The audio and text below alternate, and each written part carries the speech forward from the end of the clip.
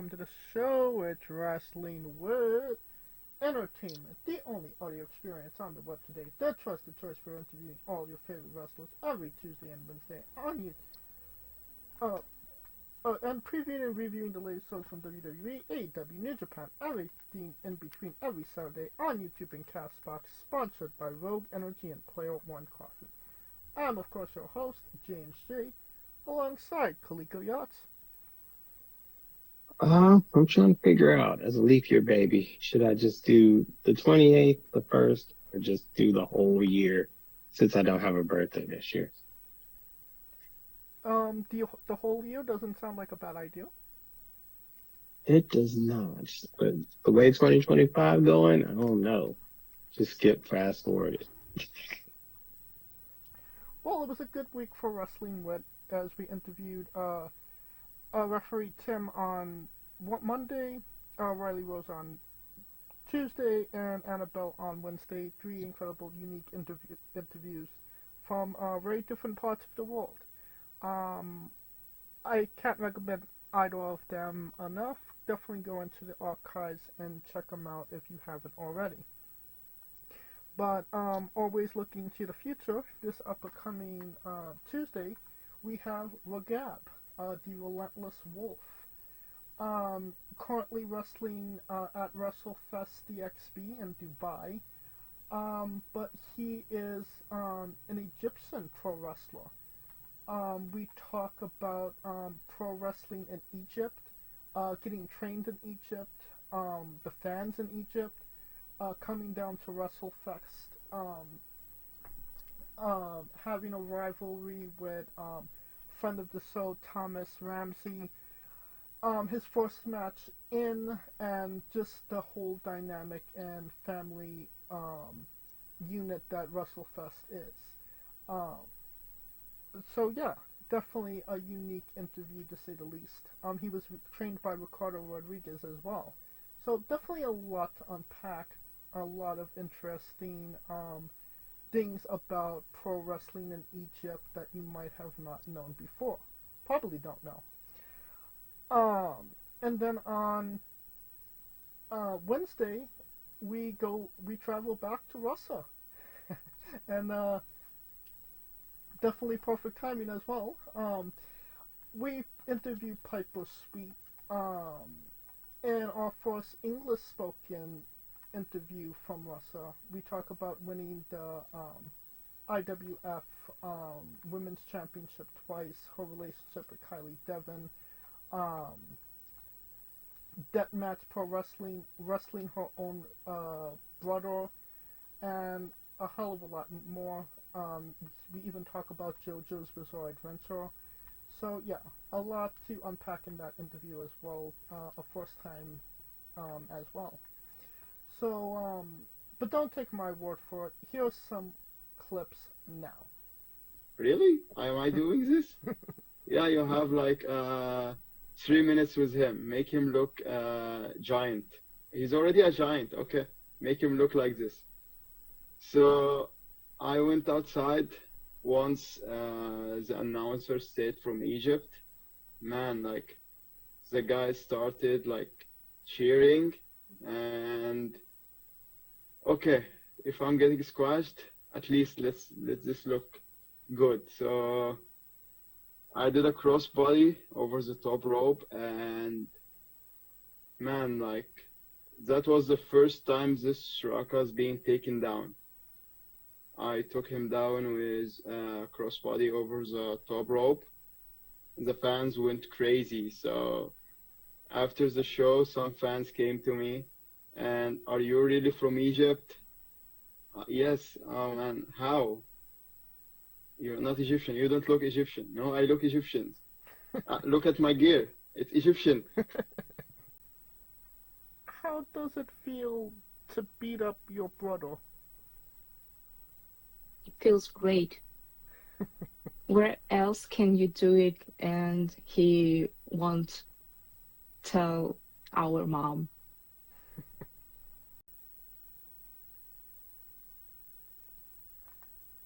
And And then on the 11th, we have Patricia Lagaya. On the 12th, we have Super Beast. On the 18th, we have Ty Williams. On the 19th, we have Goblin. On the 25th, we have DJ The Disaster. And on the 25th, we have Isaiah Valencia. So already March is in the books. Just gotta listen in, tune in, and enjoy the ride that we got for you, because March does rush in like a lion, no? That is right. And this week marched in like a lion as well, because it was a great day for wrestling, depending on who you asked, because we are wrestling with the news.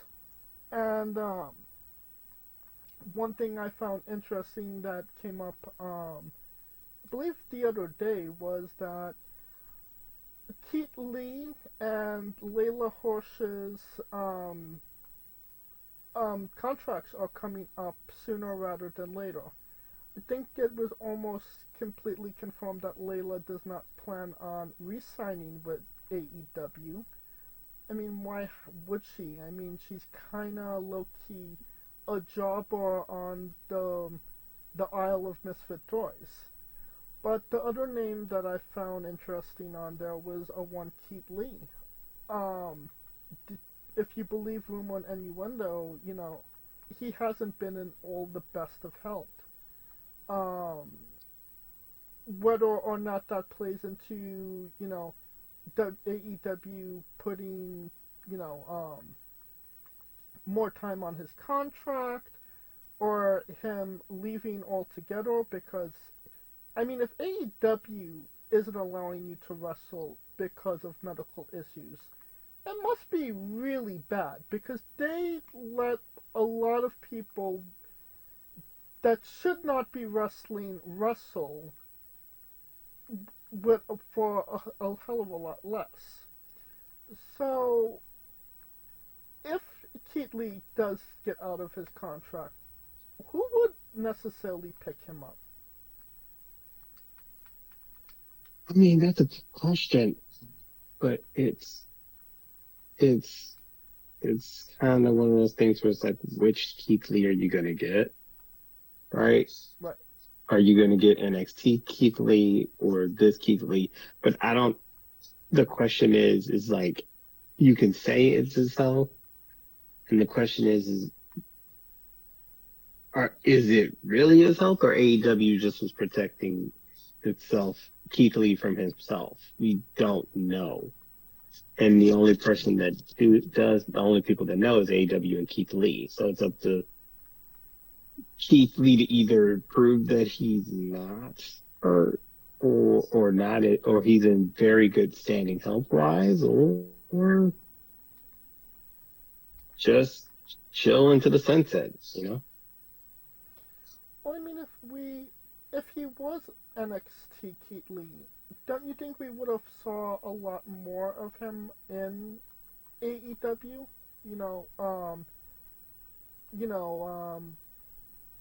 The flavor of the month not necessarily withstanding. I mean, it's odd with him, but the problem is that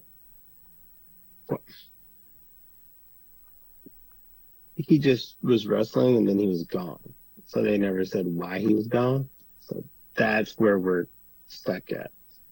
Stuck in between that mode. It ain't like they were like, Keith Lee tore his fibula, and you know what I mean? Right, but I mean, the best thing you can get with is like dirt sheets. I mean, they also didn't, tell us that Britt Baker had a stroke, but I mean, she did. I mean, it came out. That's true. It came out of her own mouth. So I wouldn't necessarily say, oh well, they're great at announcing. Well, this person had this and this person has that. We don't necessarily, like you said, we don't know. It's between AEW and Keith Lee, and I haven't seen Keith Lee be anywhere. I mean, he's literally, a ghost at this point. And correct me if I'm wrong, but AEW wrestlers can wrestle on the independents if they please. You know, they could take, That is true. other bookings. New Japan didn't want him. Mexico didn't want him. Why wouldn't he have popped up somewhere to do something pro wrestling if he wasn't, unless he was physically able not to.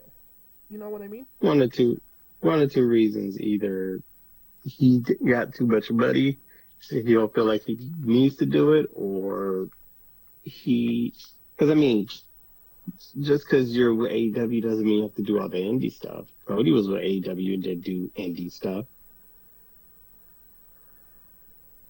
I mean, he did New Japan, but that was about it. Who are you talking about?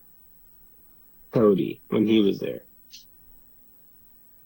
I don't remember him even doing New Japan stuff when they started AEW. Right? And that's my point. Just because you're there doesn't mean that you have to do straight indie stuff. I mean, Moxley does it because he loves it. The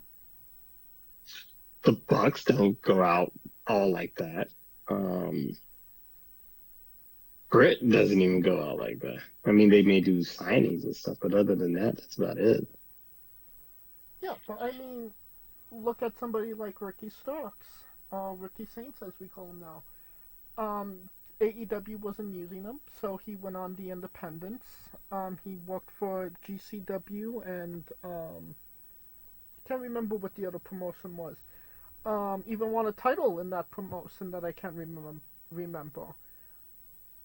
So I mean, he was able to do it because he wanted to, but then AEW pulled him. Mm-hmm. Ish. I mean, could be. I mean, I'm just, it's with him. It's interesting because I mean, I see your point, and I see the point because something ain't right. Because there's no way two promotions don't use a guy like Keith Lee. Right. I mean, WWE put him on the back burner for quite some time before they released him. But but for the most part, that was because of the heart issue. I mean, heart issues don't necessarily go away overnight. They don't. And that's where it's like, it could be something where it takes some,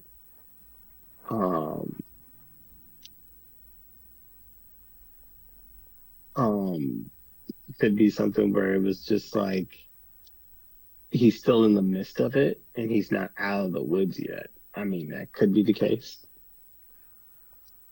I mean, who's going to take a chance with, and I don't know that this would actually be the case, but, the heart is a scary organ in the body that could be very temperamental. Who's going to take a chance on putting Keith Lee in a ring in fear that he might get a heart attack right in the middle of the ring? You know what I mean? That is true. So but Keith Lee is very quiet about it. So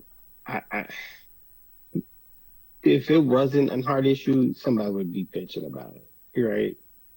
So maybe he's just taking it easy for his own sake. Right.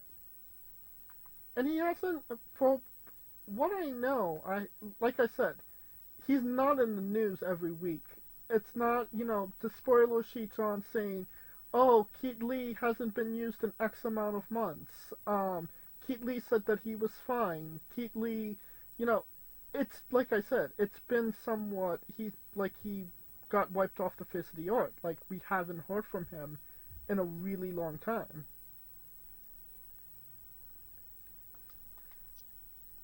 I mean, yeah, but then again, he also ain't wrestled in a long time, so Right. It's just a matter of is he done? Is he not been wrestling so long that he lost the passion for it? Or he's just waiting to get out of his deal so he can do what Ricky did and go be with his wife? No one knows. It's a good question. And I think that's only a question that he could answer himself because he's not necessarily talking to anybody. Somebody that we wish didn't get talked to, we wish he got ghosted, was a one Elias, who is now signed with TNA Pro Wrestling. I believe we previously reported he was going to Ring of Honor. Obviously that's not the case now. Maybe he was, and TNA gave him a better offer. I do not know. But he is now he has officially crossed the line. Does this move the needle, Kaliko?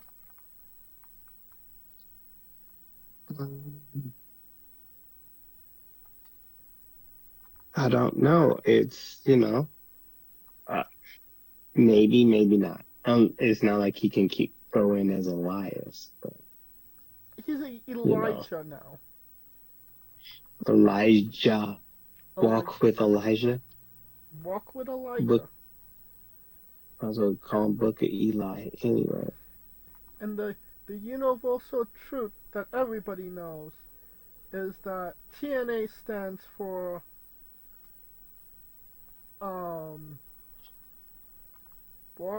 can't be Walk with Elias. Team. Yeah, he'll figure that out.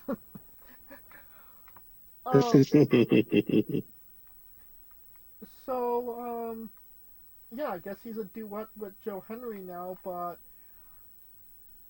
you can correct me if I'm wrong, but when was the last time Elias actually had a match? And I am including his time in WWE as well.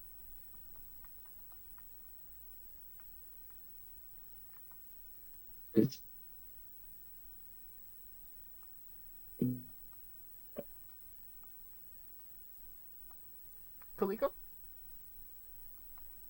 Oh, hello? Yeah, can you hear me? Yeah. I thought I answered. I said it's been years. It's been years.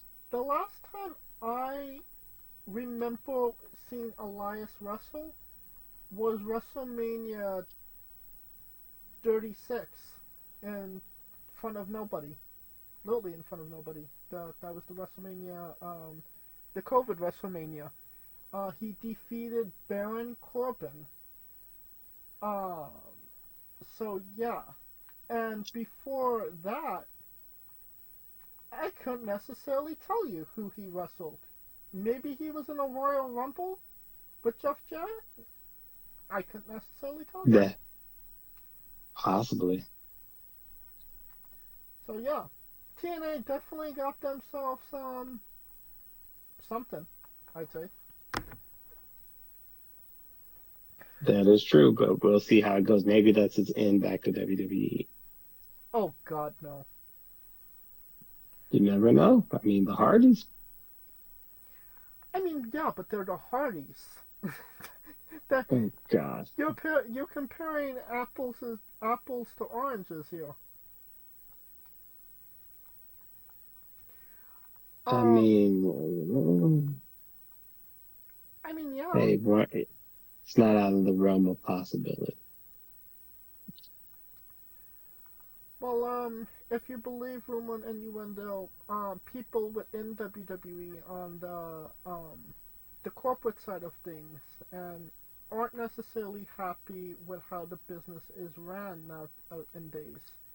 A lot of their benefits have been taken away. They're not allowed to get comp tickets. And considering how much money the company is making right now, they actually got pay cuts. So it does seem like WWE is taking advantage of the people that work for them in, on the corporate side of things, on the stage side of things. No?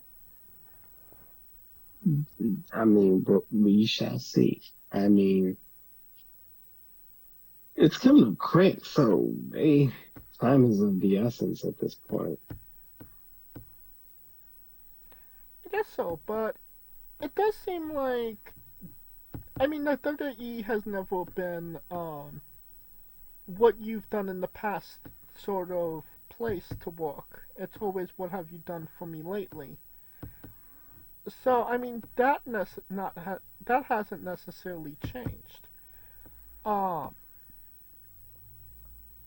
but it does seem like, well, on the pro wrestling side of things, yeah, storylines, the wrestlers are treated better. But I feel like it's kind of to the decrement of literally everybody else. The other employees that work there, the fans. I mean, you know, we've been joking about ticket prices being, $10,000, but I mean that's not, a joke. The tickets are phenomenally expensive. It's more going to a WWE event now is more of a luxury item than, you know, take a good night out with the family. You know what I mean? But yeah, that is true. It ain't the same how it used to be. For some odd reason, people ain't got no problems with it. I feel like people do have a problem with it, but I mean they're still shelling out the money for some apparent reason. Why I cannot tell you. I mean, I, I mean, it's it's just because you got to be there. It's the hot ticket now. But I mean, ever since UFC got them, it kind of their pricing went through the roof. Right. So, and it kind of made sense because it's on that UFC tier, and it doesn't help that uh, it. I don't know. It's getting out of the hand. Premium pricing and Ticketmaster and so on and so forth. The dynamic pricing. Oh, they're dynamic. Okay. Yeah. And it's low key a sad situation because, WWE, their ticket prices are going higher and higher, but the amount of events that they're doing are getting lower and lower. I mean, there's a significantly less live events that people could actually maybe go to if the ticket prices were a decent price. Like they're making it more difficult to go to a WWE event all the way around, whether it's prices or just availability in general. You know what I mean? I mean, that is true. But I mean, the true test of it is going to be when they eventually get into overseas. Once they get overseas, the true test is going to be like the Royal Rumble overseas. And then they just announced that they're doing, them in UFC are doing events in Perth. So those are going to be their true markers. I mean, WrestleMania sells itself, so it's not going to be an issue with that. It's going to be those overseas that's going to have to deal with it. Well, you might say that these things might have never have happened under Vince McMahon. I don't think that they would have. That being said, Vince McMahon is back in the news, and it's not for allegations. It's for rumor and innuendo suggests that he is starting a new wrestling company. Uh, I believe we we reported not too long ago that he was making a media company, working on production TV movies that had no involvement with pro wrestling.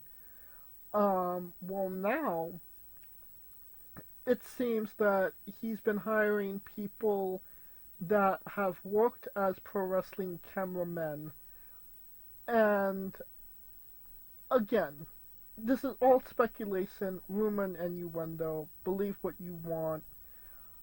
Um, he's being backed by Fox, and Fox is going to have a stake in this new wrestling company. That will be, I suppose, ran by Vince McMahon, and it is going to compete with WWE. Um, a lot of this speculation came when people saw Vince McMahon at the Super Bowl with The Undertaker and Shane McMahon. Kind of speculating, well, we've never seen Vince at a football game before this. What's necessarily going on here? So, I mean, I'm gonna let you talk first, and get your opinion on all of this, and then I'm gonna maybe say some more. I mean, honestly, I think it's a rumor. I don't think it's true. Probably he started a company who rivaled the company that he created. The same reason he created SmackDown to compete with Raw. That's different. That was an umbrella. Vince McMahon, I mean, we could both agree that Vince McMahon is a unique individual, to say the least. So, it would not surprise me if he said, well, goddamn pal, if they won't allow me back in my own company, I'll make a new company. And it'll compete with my old company. And then I'll take that company by the throat. And I'll put it on its knees. And then I'll sit on its head. I don't know. This is the same guy that got fired from WWE just to go back to the WWE. He could strong arm his way back anytime he pleases. That makes no sense. I mean, Vince McMahon makes no sense. I mean, he would not be in the position that he's in with Janelle Grant if he would have just paid the other $2 million that he clearly has. Well, who's to say that he didn't offer it and they didn't take it? Because if the girls took it, they wouldn't have a lawsuit. No, but well, I mean, we're getting into something completely different here. But no, he didn't. He gave her, I believe it was $3 million was offered for the NDA. He gave her $1 million. And the other $2 million was not paid, which voided the NDA, and hence why we're here now. I mean, I still don't think back to the original topic at hand, I don't think he's creating a company to rival the company he created. That's like, that makes no sense. It makes no sense. He could literally strong arm his way back in if he felt like it. Well, what if he doesn't? He's the person. He's the guy that put the whole thing together with TKO. Why would, you know what I'm saying? I get what you mean, but like I said, Vince McMahon is a unique individual to say the least. So, maybe competing with his own brand is more attractive than going back to it.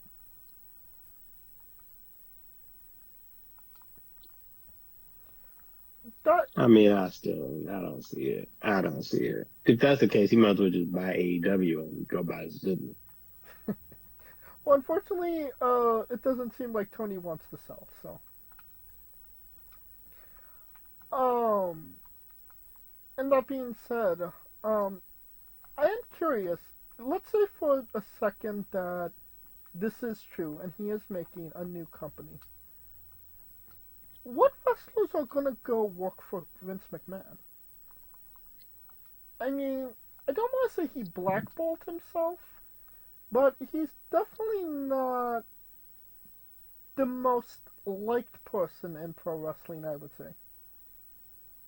Well, to be the best, sometimes you can't be the most liked. I think that's what Triple H said one time. And I agree with that, but I, I mean, a lot of people don't necessarily. I feel like it's because somebody would go work for him because either they really liked Vince McMahon when they actually worked under Vince McMahon, which is, I don't want to say a select few. A lot of people actually did like working under Vince McMahon.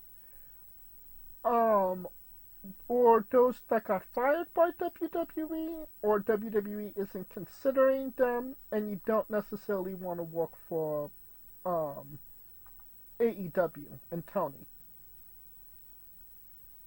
I mean, right now everybody going to AEW and Tony because it's Wild Wild West. I think it's the who gonna check me boo of wrestlers. I mean, I feel like the only people are going to AEW because it's where the best wrestle, as he says. People go to AEW because, like you said, you get to do what you want and you get to collect a check, and there's not necessarily repercussions for anything. And I mean, that's case in point. You know, what is his name? Ricky Saints. Obviously, he didn't like how things were working, so he changed that. And obviously he's in TNA now, TNA, NXT, and it's actually working pretty well for him. You know what I mean? True. I mean, but everything is about how they see you. I mean, Penta in AEW was looking like just a tag guy. Penta in WWE is like the biggest Mexican wrestler that they got. Right. And I mean, we should be seeing Ray Phoenix in WWE maybe sooner rather than later as well. But mentioning Tony Khan and NXT, it is interesting that on NXT during the Ricky Starks match, there was a distinct crowd chant of Tony fumbled.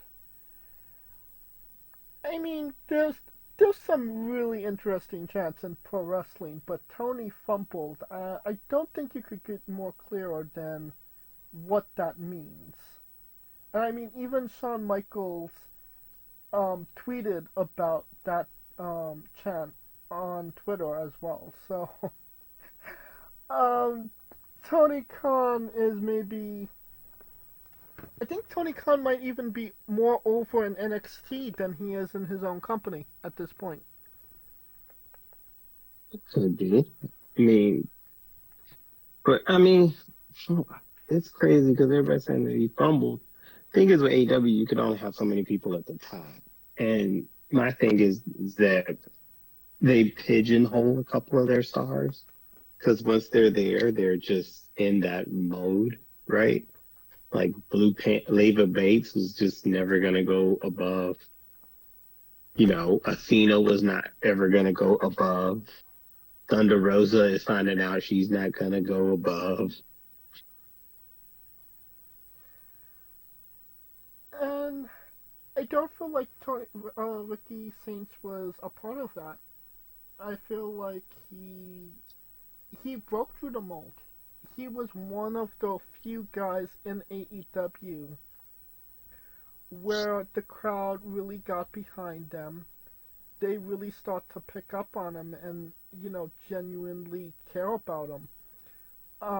Which is just rare in pro wrestling to begin with, let alone, in AEW, where they don't necessarily cater to building new talent. And they had opportunity after opportunity after opportunity to do things with him, and each time they buried him. So maybe he just wasn't liked in the locker room, or maybe I couldn't tell you. But he could have been their biggest star right now, and they didn't use him the way that they could have. Using him in a way because of, there's a guy named MJF who everyone thinks is the hottest take there. So, what was he supposed to do? What were they supposed to do? You could have had Ricky Starks beat MJF for the World Championship instead of Samoa Joe. Oh my God, they were not gonna let that happen. What? It was the better alternative to put him in a tag team with Big Bill, and he somehow made that work as well and get the people behind him in that too.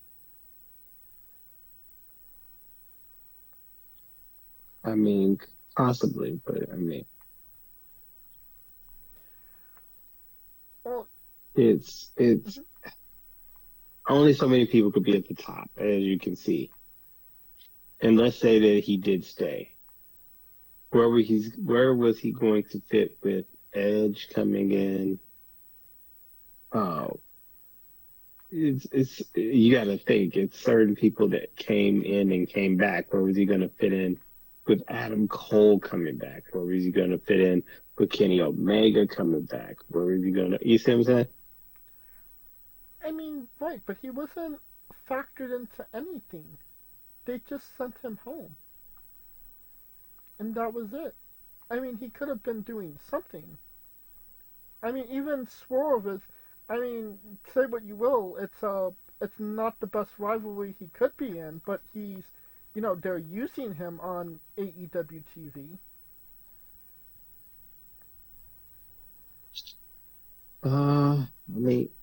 I see your point. It's just,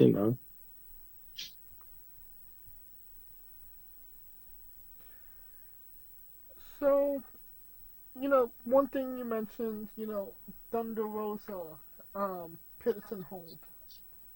Maybe you're right, maybe you're wrong, who knows? But, one thing's for sure was a couple of weeks ago on, I believe it was Collision, she came to make the save on, I believe, Statlander, against Megan Bayne and, Penelope Ford. And it was just a really awkward encounter because she rushed the ring. She was in the ring with a chair, with Ford and Bayne in the ring as well, and nothing happened. And some say that it was Rosa's fault. Some say it was Bayne and Ford's fault. Who knows at this point? I thought it was just something that was going to go away, but it's clearly something that people are still talking about. And one thing that they've mentioned is something like that wouldn't have happened if AEW had production meetings. Apparently, Tony Khan refuses to do production meetings, which is kind of insane if you think about it, because pro wrestling is a production. You need to have production meetings so everybody knows what they're doing on a show. WWE has a production meeting to go over the production meeting, and then a production meeting after that.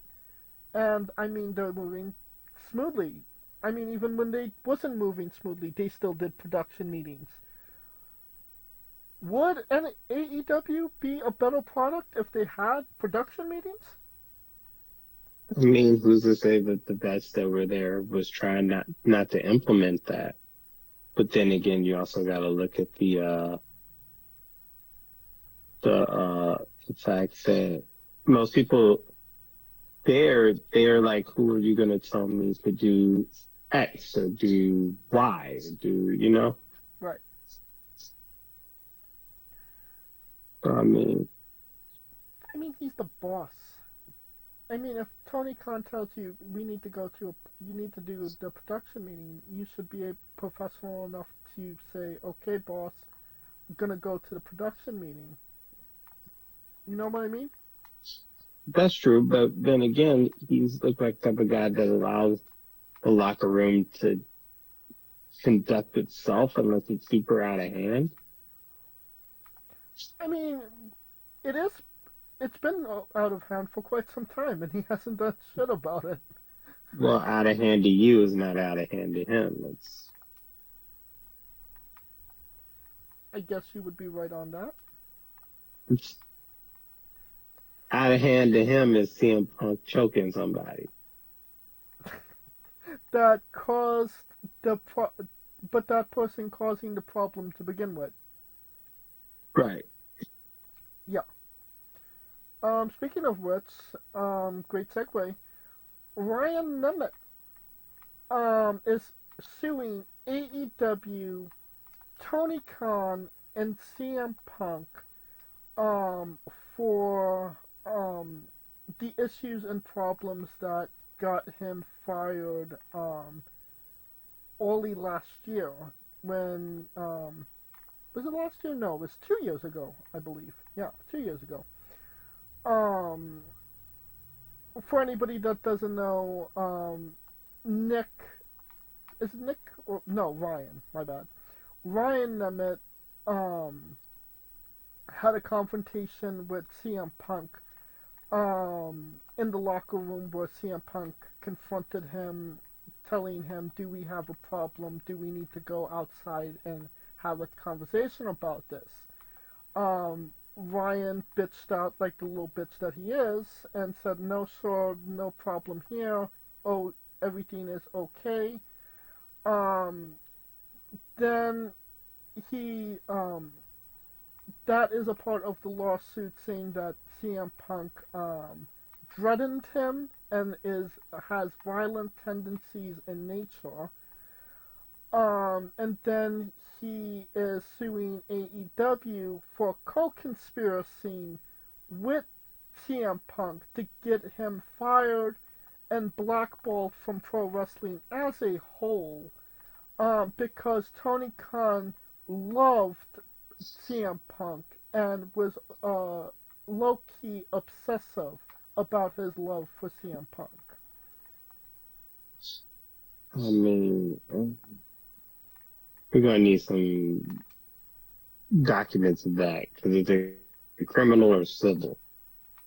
I believe he wants it to go in front of a jury. I mean, all of it goes in a jury. It's just a matter of whether he's trying to press charges or get the bread. I think he wants the bread. Or at least he wants some attention, because, reading the document, and there was a lot in the document, it's kind of low-key hilarious how he puts everything in. He puts the timeline, and it's not really anything. Let me see what the math is not mapping on the timeline.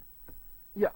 So former AEW star Ryan Nemeth filed a lawsuit on February 14th, Valentine's Day, against AEW, Tony Khan, and CM Punk. The complaint is for assault, breach of contract, breach of implied covenant of good faith, and fair dealing, and international interference with prospective advantage.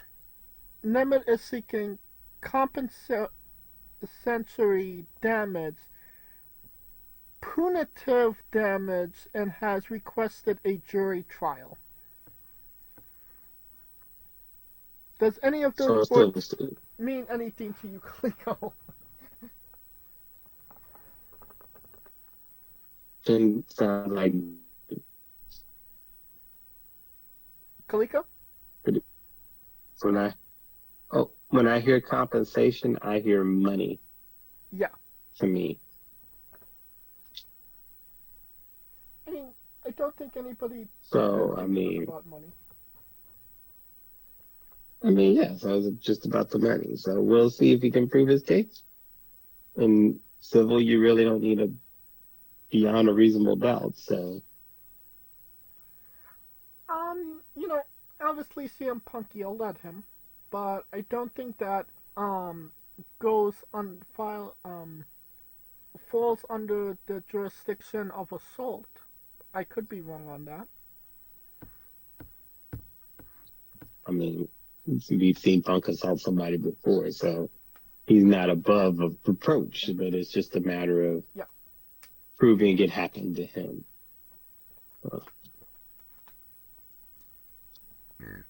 I believe we shall see.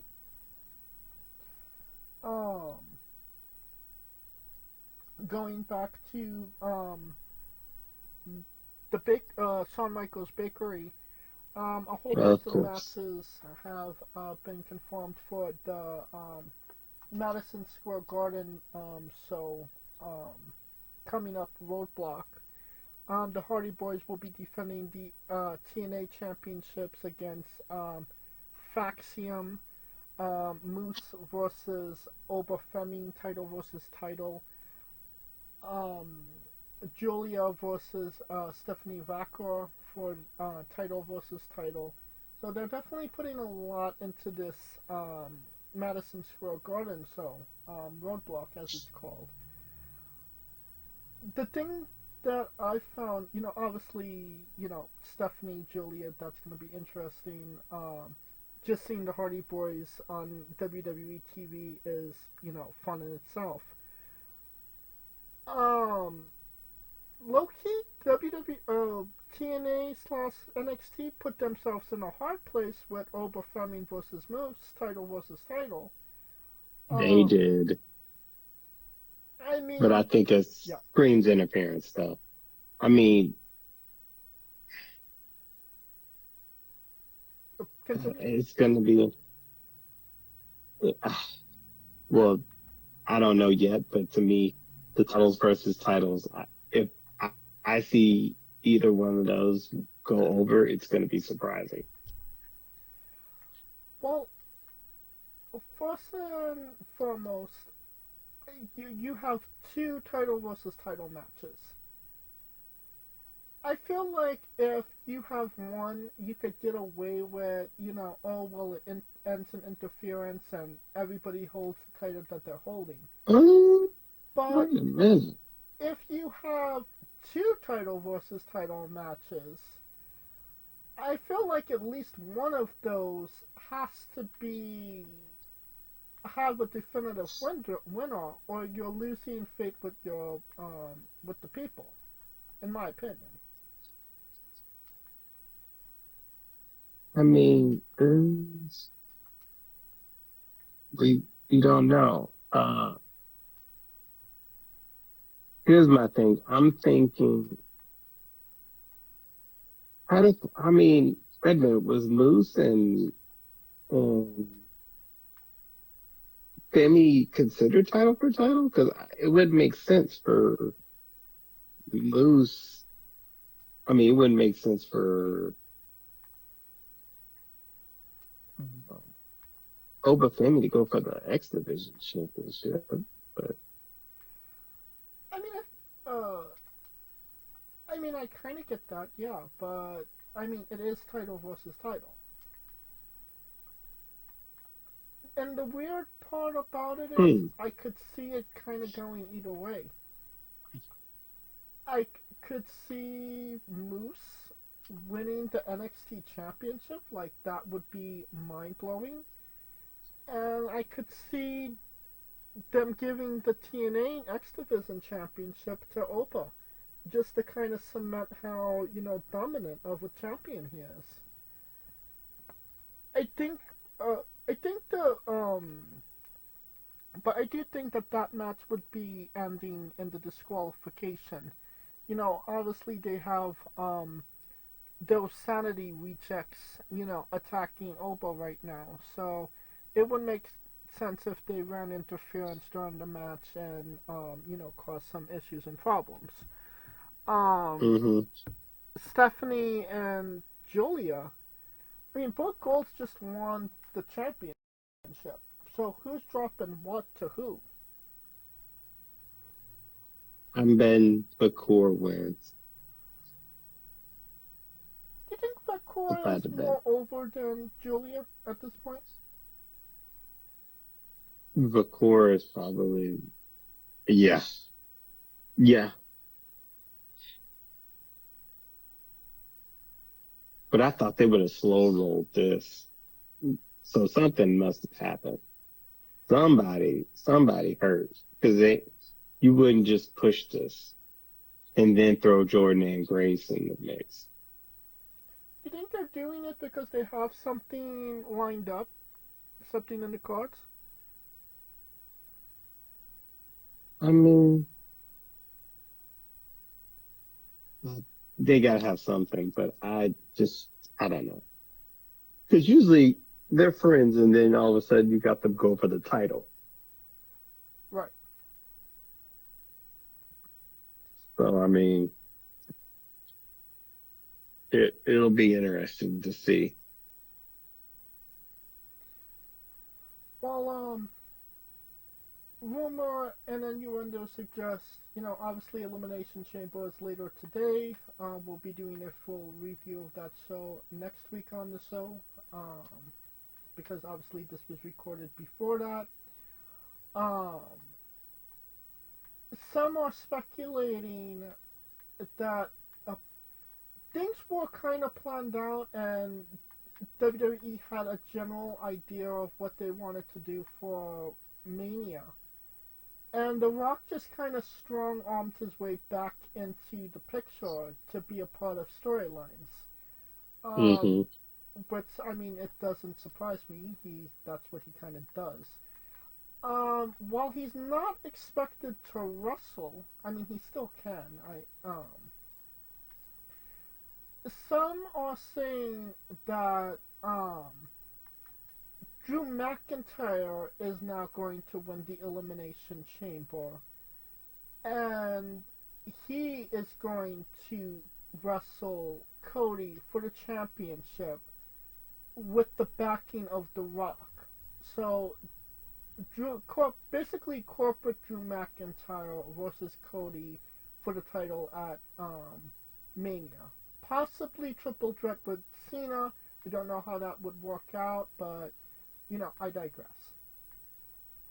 What are your thoughts on corporate Drew McIntyre? No, he doesn't need it. In what way? Because in order for it to, what benefit is, how is it going to benefit Drew the character for him to join with The Rock? Considering that he had last year probably the best work on the mic he's had in years. Well, I mean, the whole Drew McIntyre character is based around being cheated by the system, not being treated fairly, always the next getting passed by the buck for the next person, or But if he's a part of the system, and I'm not talking about Eddie Edwards and Brian Myers, Mm-hmm. um, and he's making the rules.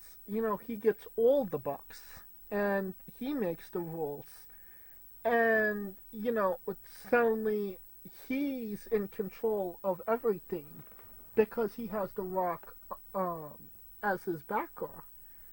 It makes a bad guy even worse. knowing that they have the advantage. I I see where you're trying to get to, but that just still to me is a stretch. Um, because of the simple fact that if that were the case,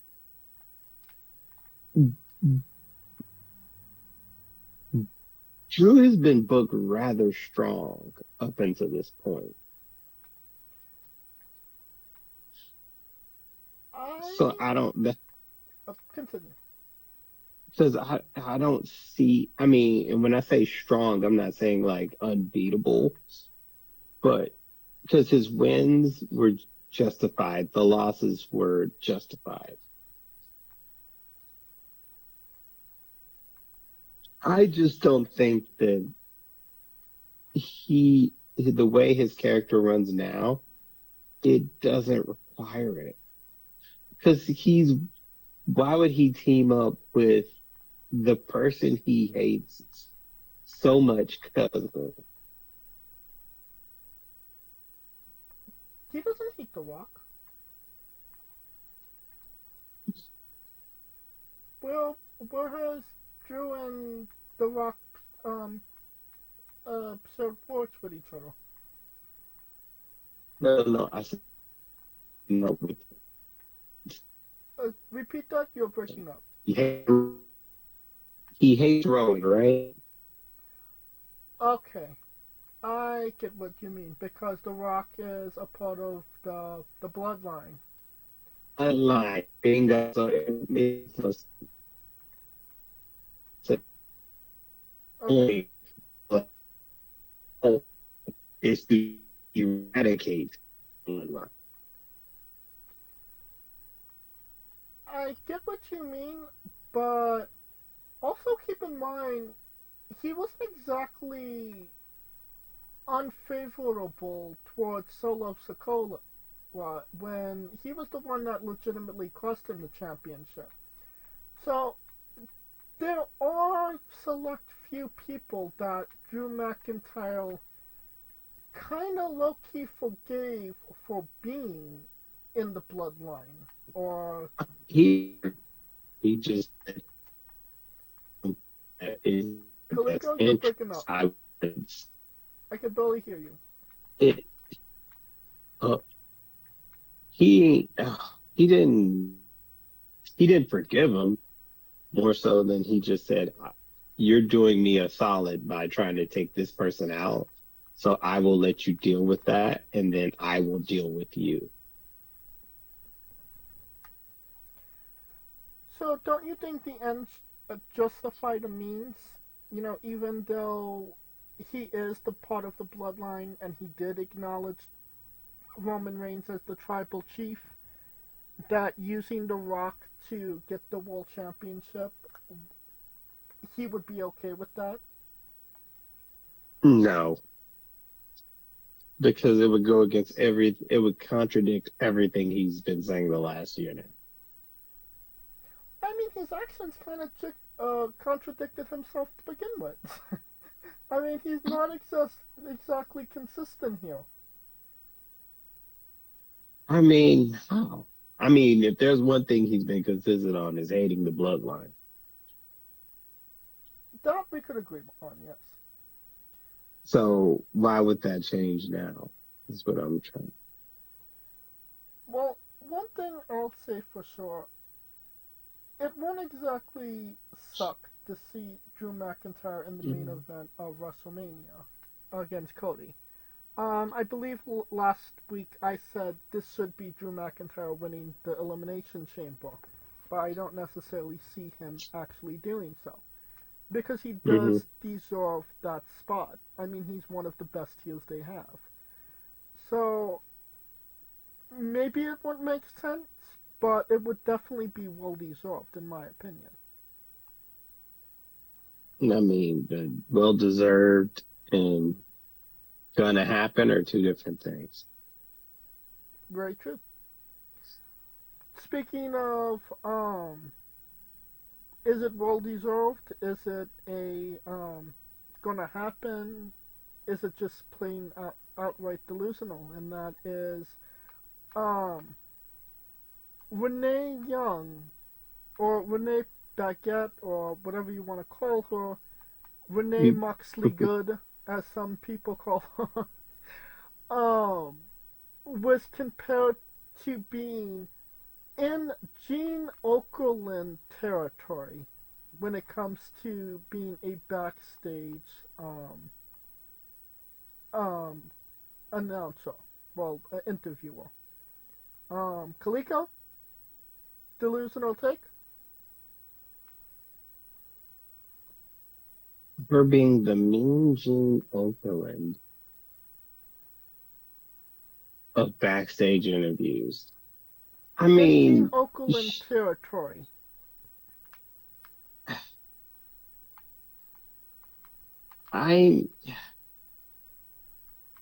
She does be instigating and inquisitive in a lot of shit that pops off.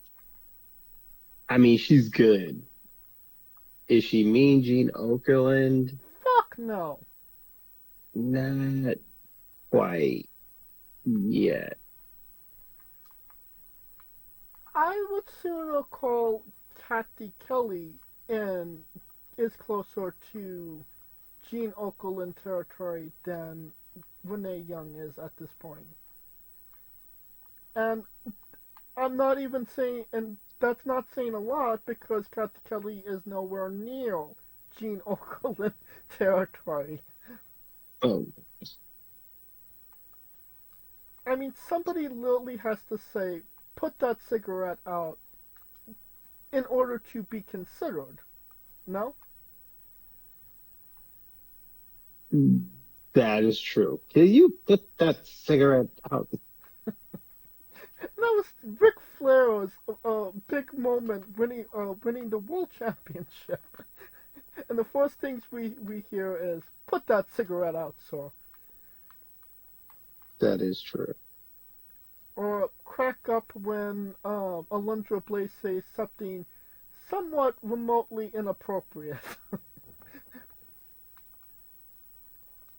I mean, they just don't make them the way that they did back then, but yeah, Renee Moxley Good is not made that way. She's made of a baguette, like I said.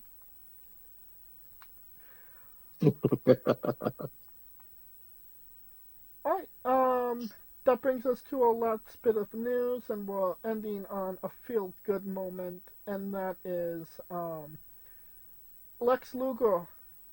You know, obviously, for a very long time, he has been paralyzed, unfortunate accident, all been documented. Diamond Dallas Page has been working with him in the last couple of months to kind of rehab him. A couple of days ago, they published a video on Lex, and he was able to actually walk without any assistance, or stand without any assistance. We don't get a lot of really great wrestling news ever so often, but I do feel like this was like really awesome, you know, feel good pro wrestling news, no? Always good when wrestlers get their health back.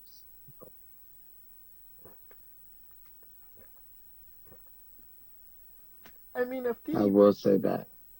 I mean, if DDP could actually get him to where he is somewhat mobile, where, you know, he doesn't need a chair, that would just be, you know, incredible, no? That would be incredible. I mean, but Diamond Dallas Page got Jake the Snake Roberts break, so I wouldn't put it, you know. You know, in pro wrestling, we have a lot of pro wrestling gods. But when are we going to start calling Diamond Dallas Page Wrestling Jesus? I mean, he literally got a man that couldn't walk to walk. I mean, if he gets our water and the wine, then we'll holler. Fair enough. I mean, maybe he could get the world a new eye. Oh my god, I'm gonna get canceled for that. Maybe she could see. Oh, no. Maybe she could see after talking to Diamond Dallas Page for a couple minutes. Who knows? Wrestling Jesus. Let's get it out there. That is true. Alright, that will conclude the news in this episode.